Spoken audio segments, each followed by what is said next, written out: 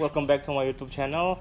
So, terima kasih buat teman-teman yang udah subscribe di luar jam kantor. Dimana seperti yang udah pernah gue bilang sebelumnya, bahwa channel ini akan memfokuskan ke beberapa bagian. Yang pertama, gue bakal fokusin tentang dunia musik. Kedua, nanti akan cerita sedikit-sedikit tentang travel ke beberapa tempat rekomendasi yang udah pernah gue kunjungin. Ketiga, itu ada kuliner. Gue bakalan ngebawa kalian ke tempat-tempat kuliner yang asik, yang seru, yang enak-enak. Dan terakhir itu ada dunia gym, dimana nanti gue bakal tunjukin serba-serbi dunia gym, macam-macam. Dan gue juga gak bakal sendiri, ada beberapa episode yang nantinya akan gue undang beberapa narasumber. Jadi gue bakal berbicara tentang banyak hal dengan narasumber tersebut. Oke, so di episode kali ini, which is my first ever episode di luar jam kantor, gue akan ngebahas soal musik. Apa yang bakal gue bahas kali ini? Check it out.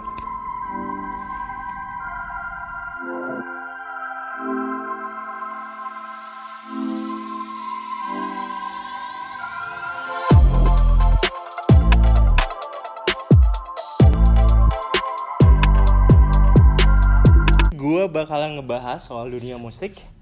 Di sini jujur agak sedikit deg-degan buat gue, karena di part musik yang pertama kali ini gue akan ngebahas soal salah satu musisi Indonesia atau penyanyi Indonesia yang cukup berpengaruh dalam perjalanan bermusik gue.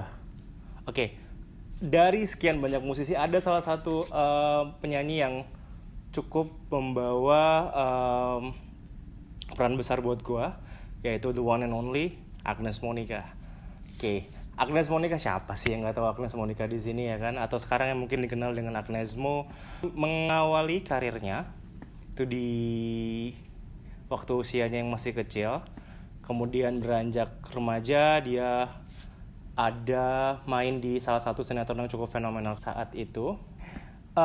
Pernikahan dini, di situ namanya dia sudah booming, sampai pada akhirnya dia membuat satu gebrakan ketika And the Story Goes, album remajanya dia muncul. Oke, di sini dalam tahap ini gue sama sekali belum tertarik untuk tahu siapa sih Agnes Monica gitu, siapa sih ini orang gitu.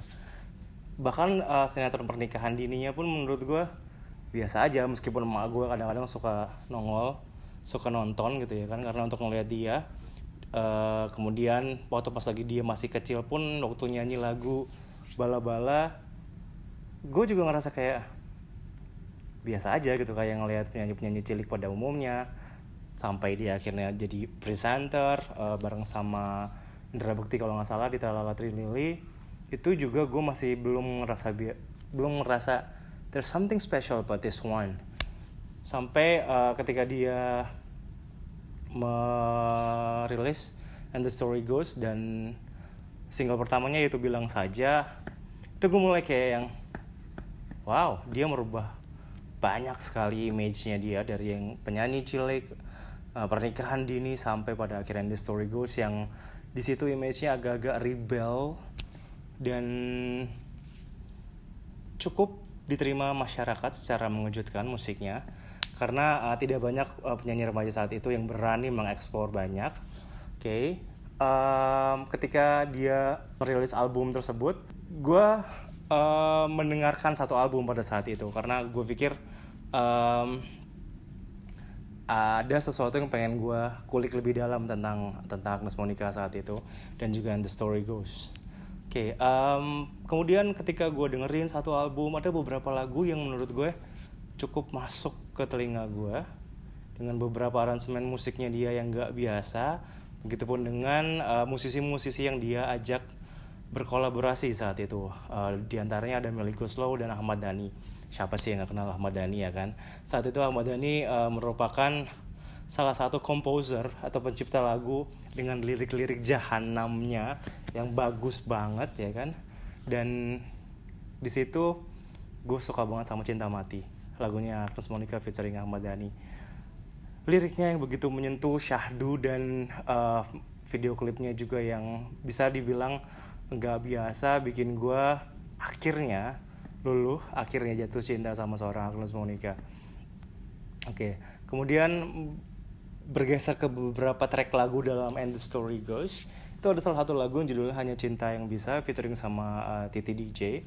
Di situ juga Agnes mengeksplorasi vokalnya yang secara mengejutkan, cukup range vokal itu cukup lebar banget ya kan, dan gue suka banget ngedengerin dia nyanyi dari yang suara rendah. Dia tuh tipe kalau suara yang sopran, dia bisa ngambil suara yang rendah banget, tapi ketika dia harus ngambil nada yang cukup tinggi, dia berhasil gitu kan. Dan kelebihannya dia saat itu yang sudah banyak orang tahu adalah dia kalau nyanyi ballad, nyanyinya pakai hati. Jadi semua orang pasti udah tahu kalau misalnya Agnes itu juara banget kalau soal lagu ballad. Rasanya atau feel-nya ketika dia nyanyi lagu ballad itu jempol, nggak ada yang bisa ngeraguin itu. Oke, berlanjut ke album kedua. Waktu itu ada What Up A judulnya. Dia mengusung tema yang cukup bikin gue speechless, Harajuku style waktu itu, dengan rambut merahnya dia, pink lebih tepatnya. Kemudian single yang pertama dirilis saat itu adalah Bukan Milikmu Saja, yang ada nari-nari sambil hujan-hujan, terus ada mobil polisi gitu. Itu konsepnya unik, konsepnya menarik, dengan lagu yang cukup ngebeat, dimana dia sangat konsisten ketika membawakan lagu beat sambil nyanyi, sambil ngedance, itu stabil suaranya. Dan itu bukan cuman di CD atau di kasetnya doang dia terdengar bagus, tapi juga ketika dia live performance, itu kan dia sempat nongol di beberapa acara televisi saat itu bagus banget sih menurut gue. Itu kayak itu salah satu nilai plus dari seorang Agnes, dan bikin gue suka sama dia. Kayak dia beda banget itu dari penyanyi lainnya, konsistensinya dia, dia pengen belajar lebih, yang pada akhirnya dia kelihatan lebih di mata orang banyak gitu kan. Kemudian salah satu lagu yang paling bikin dia banyak dikenal orang, ya apalagi kalau bukan Tak Ada Logika, dance-nya, musiknya, vokalnya, terus catchy banget gitu kan. Lagu Tak Ada Logika, siapa juga gitu yang gak kenal sama Tak Ada Logika ya kan. Sampai detik ini 2020 gitu kan, Tak Ada Logika masih jadi salah satu lagu ngebeatnya Agnes yang disukain sama banyak orang. Dan gue yakin setiap orang dari setiap kalangan tuh pasti cukup bisa menikmati lagu ini ya kan. Di What Up A, dari yang And the Story Goes, yang masa transisinya dia ke remaja rebel gitu kan, terus kemudian pindah ke Harajuku style dengan eksplorasi yang lebih besar lagi. Dia berhasil nunjukin bahwasannya dia bukan cuma seorang penyanyi yang punya X factor gitu kan, tapi dia juga dia tuh kayak whole package yang lengkap banget. Dia bisa nyanyi, dia bisa ngedance, dia bisa acting, dan nyanyinya juga nggak sembarangan nyanyi gitu kan. Dia juga nggak sembarangan ngedance yang ala-ala gitu, tapi juga cukup bikin orang terpukau setiap kali dia perform. Gue inget banget ketika dia sering tampil di televisi. Waktu itu dia sering banget kan jadi opening act-nya acara-acara ulang tahun televisi seperti Trans TV atau RCTI.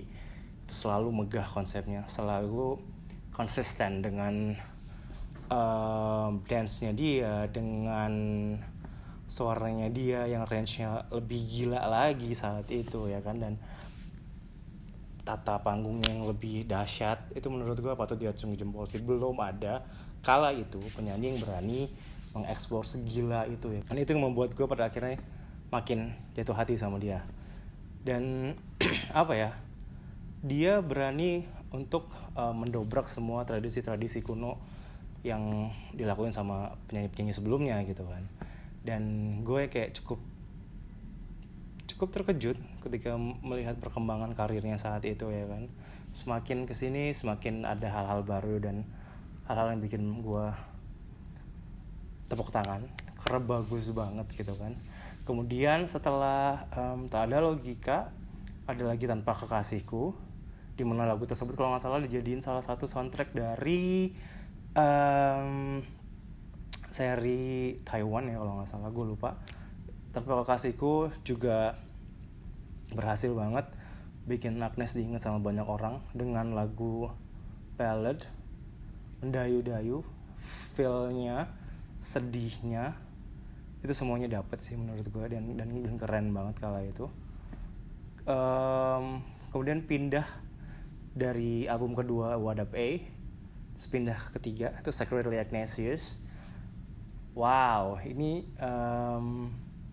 menurut gue pribadi adalah album yang matang banget, yang the best dari seorang Agnes Monica, karena dia tahu apa yang dia mau, dia tahu siapa aja musisi yang pengen dia ajak kerjasama, dan dia tahu musik seperti apa yang bakalan dia usung.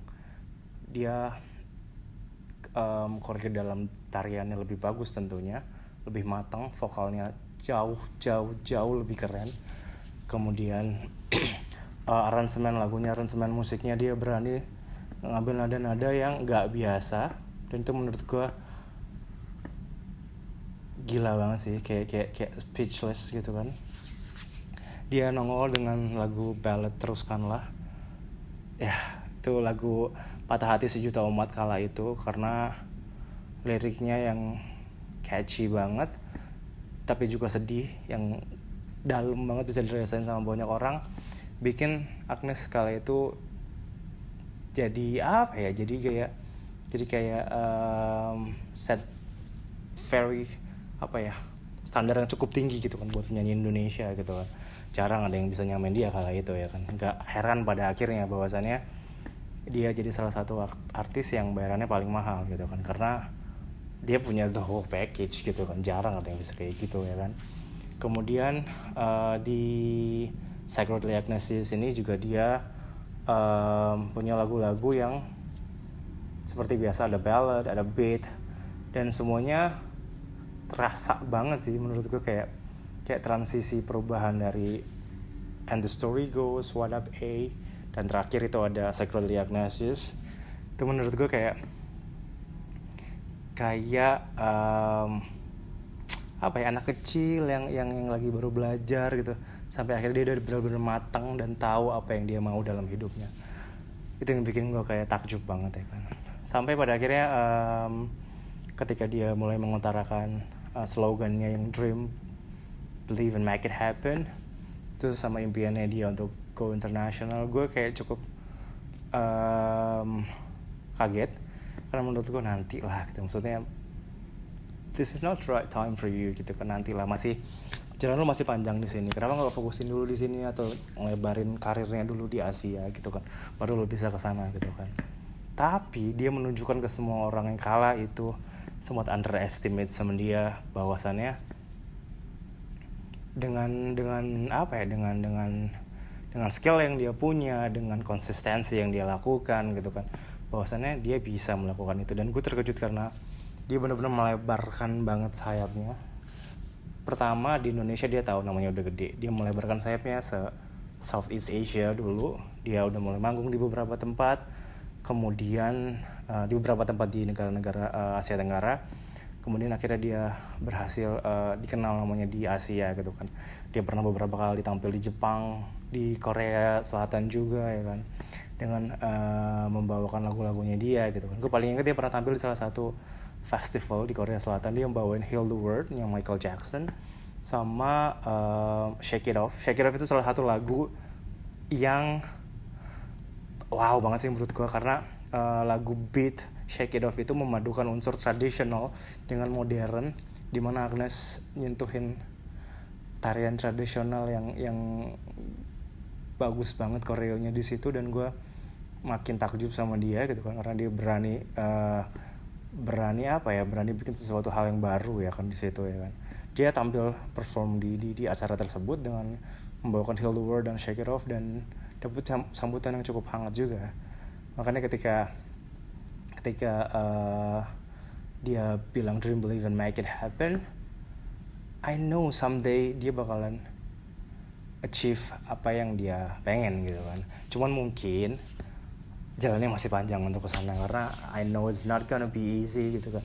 Itu pasti bakalan susah banget gitu kan, karena ada beberapa penyanyi itu susah banget kan untuk dapetin market di Amerika gitu kan. Itu nggak segampang yang dipikirin kan, karena harus banyak hal yang disiapin gitu kan, dan ternyata dia tahu gitu apa yang harus dia kerjakan untuk mencapai hal tersebut gitu kan. Dia di sana nggak langsung record, nggak langsung ngapa-ngapain, tapi dia melebarkan sayapnya, dia melebarkan jaringannya dia ke beberapa koreografer di sana. Dia les tari dulu, dia les vokalnya dulu, dia belajar lagi untuk ngasah skillnya agar jauh lebih baik gitu kan. Dan gue agak cukup terkejut sih ketika melihat perkembangannya dia di sana, walaupun pada saat itu gue juga jadi salah satu yang pesimis, karena I know it's not gonna be easy gitu kan. It's hard, it's very hard, apalagi dengan sebagian orang yang terus-terusan mencibir dia kan. Termasuk gue yang agak kayak aduh kasihan juga, tapi juga satu sisi gue juga support gitu kan. Tapi we'll see lah gitu, sampai akhirnya muncul lah Cock Battle yang gue berharap bisa bawa namanya dia dikenal banyak orang di sana gitu kan. Itu under Sony Music, correct me if I'm wrong ya. Itu under Sony Music, featuring Timbaland and T.I. And unfortunately lagu itu gak besar yang diharapkan gitu kan. Tapi gue percaya kok dia pasti bakalan bisa one day gitu kan. Sampai akhirnya muncul lagi beberapa singlenya berikutnya, dan sampai pada akhirnya single atau album yang dia selalu bilang dia sedang dikerjakan hilang aja gitu dari pemberitaan. Itu bikin gue kayak disappointed gitu kan, kayak sedih juga gitu. Gue mikir gue aja disappointed sama sedih, apalagi dia ya kan. Dan sampai akhirnya beberapa waktu lalu gue tuh cukup kaget ketika dia menceritakan bahwasannya kenapa prosesnya lama sekali gitu, dari 2009 atau 2010 sampai sekarang 2020 tuh kenapa kok lama banget gitu ya, nggak sebesar yang diharapkan gitu loh. Karena ternyata saat semua plan yang ada dia dan timnya buat di sana harus berakhir ketika Cherry Party, itu labelnya dia, harus lepas dari Sony Music. Dan itu yang gue tonton di salah satu episode YouTube, dia cerita bahwasannya itu adalah salah satu masa terberat buat dia, karena semuanya harus berakhir di situ. Semua plannya dia bikin dia sedih dan down pada saat itu, dan akhirnya dia nyari cara lagi untuk bisa terus gapai mimpinya untuk go internasional. Dan gue salut banget di situ gitu kan. Gue cukup kesel gitu sama orang-orang yang selalu nyinyir bahwasannya kapan nih go internasional, si A, si B, si C aja udah berhasil, udah bikin billboard segede ayam gambreng gitu kan di New York di sana gitu. Kemudian Agnes mana gitu kan, setiap kali dia launching yang rame cuman fansnya doang, Ignition doang gitu kan. Mana kok nggak orang-orang lain nggak pada tahu gitu. Itu gue sebel sih gitu. Maksud gue kayak kenapa sih sesama orang Indonesia kenapa nggak support anak Indonesia yang membawa nama Indonesia ke kancah dunia gitu. Kenapa nggak disupport aja dulu kan? Dia kan di sana juga kan berusaha terus-terusan gitu loh untuk nyampein mimpinya gitu kan. Dia juga di sana memperkenalkan budaya Indonesia gitu loh. Kenapa lo nggak support aja sih instead of lo nyinyir gitu kan? Gue kesel banget tiap kali buka Twitter ada aja yang nyinyir, gue buka Instagram ada aja yang nyinyir ya kan, apalagi dia ya kan. Dan itu yang bikin gue jadi makin salut mentalnya dia baca. Gila, dia tahu apa yang dia mau, dan konsistensinya dia itu udah gila sih menurut gue, jempol, keren banget. Terus ketiga, sampai detik ini kegigihannya dia latihan, ngasah skillnya lagi, itu yang bikin gue kayak wow gitu loh. Dan terakhir di samping kehidupan keartisannya dia yang serba glamor dengan kesibukan yang padat, dengan lingkungannya dia yang di sana di Amerika udah dikenal sama beberapa orang yang cukup penting di industri hiburan gitu kan, tapi dia tetap down to earth, dan juga dia tetap jadi anak Tuhan yang baik gitu kan. Dan itu menurutku kayak sisi positif yang paling harus di highlight ya kan, karena dia selalu ngajarin orang lain, khususnya Ignition gitu kan. Meskipun banyak orang yang nyinyir dia selalu bilang bahwasannya kita harus bisa forgive. Itu yang bikin gue kayak wow, ini orang bukan cuma artis ece-ece yang apa ya, yang cuma modal sensasi gitu, tapi dia berprestasi dan juga menyebarkan positivity buat banyak orang gitu kan. Dan sampai akhirnya dia luncurin album X, terus kerjasama dengan beberapa penyanyi luar, itu menurut gue udah patut diacungi jempol, meskipun memang sekarang belum sebesar itu gitu kan. Jadi kalau misalnya lu tanya gue, apakah dia berhasil go internasional? Well, jawabannya belum. Tapi gue percaya someday dia pasti bakal berhasil, dan dia pasti bakal berhasil nyabet Grammy yang seperti dia impikan gitu kan. Dengan semua modal yang dia punya, bukan cuma modal uang ya, tapi modal yang tadi gue sebutin, skills dan lain-lainnya itu ya. Gue percaya dia pasti bakal berhasil gitu kan.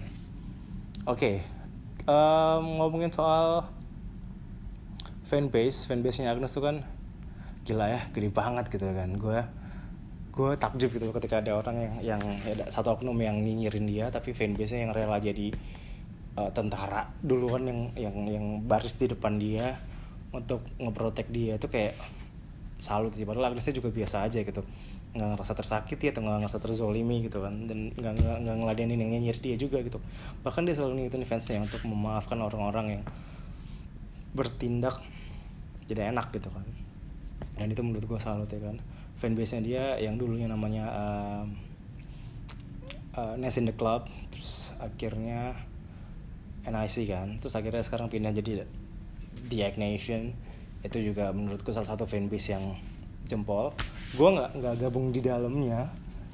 Banyak juga sih temen gue yang nanya karena gue suka Agnes, tapi kenapa gue nggak ikutan Egg Nation gitu kan? Karena gue pikir sebagai penggemar seorang Agnes gitu kan, gue jauh lebih nyaman untuk menikmati lagu-lagunya dia di berbagai macam digital platform gitu kan, atau nonton dia di TV, atau nonton showcase-nya dia secara langsung gitu kan. Karena kalau misalnya gue ikut-ikutan di fanbase-nya atau di Egg Nation gitu kan, itu pasti bakalan sering kumpul dan akan ketemu langsung sama dia gitu kan. Dan apa ya, gue ngerinya kalau kenal langsung sama orang atau sering ketemu, jadi kayak kadar kecintaannya atau kegemarannya itu bakalan berkurang gitu. Dan gue nggak mau gitu kan. Gue biarkan gue menggemari dia dari sini, dari jauh, dan gue cuma bisa support dengan mendengarkan karya-karyanya gitu kan, menikmati hasil karyanya. Itu aja sih palingnya. Kalau misalnya kalian nanya tentang lagu-lagu favoritnya Agnes gitu ya, pernah juga ada temen gue yang nanya kan, kayak lo kan cowok gitu kan, apa sih lo demen banget sama Agnes gitu kan. It's not about the gender gitu kan, it's not about gue cowok dia cewek gitu kan, it's about the skill yang dia punya gitu loh. It's about apa yang dia tunjukkan pada orang lain gitu kan, bahwasannya segede apapun mimpi lo, jangan pernah takut untuk menggapainya gitu kan. Dan itu yang selalu gue petik sih dari seorang Agnes gitu, bahwasannya lo kalau punya mimpi, lo coba harus wujudin itu gitu kan. Dan kalau perlu lo kasih tahu orang-orang, gue pengen nih dapetin A, gue pengen dapetin B, dan lo harus benar-benar konsisten naik satu tangga demi satu tangga untuk nyampe impian lo. Itu yang paling gue suka sih gitu. Terus bahas soal tadi lagu-lagunya Agnes, mungkin kalau gue bilang banyak banget ya kan, baik itu lagu internasionalnya dia ataupun lagunya dia waktu Agnes Monica namanya, sekarang kan udah Agnes Mo ya. Top 5 lagu Agnes Mo menurut gue dari nomor 5 dulu ya. Itu ada Sorry, itu salah satu lagu yang ada di album X. Entah kenapa gue ngerasa lagu tersebut harusnya potential untuk jadi lagu yang masuk chart Billboard chart yang ada di sana gitu kan. Karena menurut gue catchy banget liriknya. Agnes juga vokalnya di situ bagus banget ya kan. Beatnya juga asik banget gitu ya kan. Nggak terlalu kenceng, nggak terlalu ballad juga, tapi gue yakin sih harusnya bisa lebih gede dari yang sekarang gitu kan. Karena ini lagu Sorry ini sesuai dengan pasar orang Amerika, harusnya promosinya bisa lebih baik dari ini gitu. Oke, next nomor 4 itu ada Paralyze. Itu salah satu lagu dimana Agnes waktu itu baru awal-awal gembar-gembor go internasional, dan dia juga di sana kalau nggak salah salah satu video klipnya dia syuting di sana juga kan. Itu menurut gue salah satu lagu yang catchy, liriknya jempol dengan ada bahasa Inggris dan bahasa Indonesianya. Kemudian dance-nya juga asik banget kan, ada beberapa dancer dari US yang ikut di music videonya juga. Dan menurut gue itu keren banget sih gitu kan, Paralyzed, dan itu jadi mood booster gue sejujurnya. Kalau misalnya gue lagi kayak down atau apa, gue dengerin lagu itu jadi kayak happy banget aja gitu. Oke, yang ketiga itu ada lagu Teruskanlah. Seperti di awal yang tadi gue bilang, Teruskanlah itu lagu Patah Hati Sejuta Umat. Itu lagu sebenarnya simple banget itu. Menurut gue itu liriknya tipis banget ya kan, tipis sedikit sebentar, tapi maknanya dalam banget. Aransemen musiknya gila banget menurut gue. Itu yang nyiptainnya Mbak Dewiq, oke banget, simple tapi cukup menohok ya kan. Agnes bawainnya seperti biasa, ballad dia juaranya ya kan, udah nggak bisa ditepis sih, itu bagus banget. Setiap orang pasti bakalan ngingetin mantannya atau seseorang yang pernah ada dalam hidupnya ketika dengerin lagu Teruskanlah, karena itu bagus banget, dalam banget. Oke, nomor dua itu apa ya, banyak nih gue kalau misalnya disuruh milih. Nomor 2 itu ada apa ya, gue bingung. Bilang Saja. Yes, Bilang Saja. Apa ya, menurut gue simple tapi gak macem-macem. Keren banget aransemennya, musiknya, dance-nya, semuanya oke banget dan bagus banget sih gitu kan, untuk seseorang yang baru terjun di dunia musik saat itu. Agnes menunjukkan bahwasannya dia memang layak jadi salah satu penyanyi dengan segudang prestasi, dengan segudang penghargaan yang dia dapat sekarang gitu kan. Dan lagu tersebut kalau gue dengerin sekarang nih 2020 masih enak sih, masih asik sih, masih catchy sih gitu. Gue bisa sambil kayak sedikit goyang-goyangin kepala gue gitu sambil dengerin lagu tersebut gitu. Oke, next, number 1. Lagu paling favorit dari Agnes Monica adalah Karena Ku Sanggup. Wow, itu pribadi banget sih. Andi Rianto musiknya itu jempol. Thank you so much udah kerja sama Agnes di lagu Karena Ku Sanggup. Ini the bestnya Agnes sih menurut gue. Karena Ku Sanggup itu perih, dalam banget. Beberapa kali dengerin lagu ini kayak jerit-jeritan sendiri gitu. Dan vokalnya Agnes di sini gila banget sih, voice-nya gokil. Aransemen musiknya, music videonya apalagi wow, itu bagus banget. Simple, nggak banyak efek sana sini, tapi menohok, bagus banget. Well, I think that's all from me. Thank you so much for watching. Oke, ini di part music. Thank you so much udah subscribe. Thank you banget udah nonton. Jangan lupa buat teman-teman yang belum subscribe, jangan lupa subscribe channel YouTube Di Luar Jam Kantor. Kemudian nyalain juga tombol notifikasinya. Tungguin video-video berikutnya karena masih banyak banget yang pengen gue sampaikan di channel YouTube ini di bagian travel, kuliner, dan gym. So, see you. Thank you so much. Goodbye.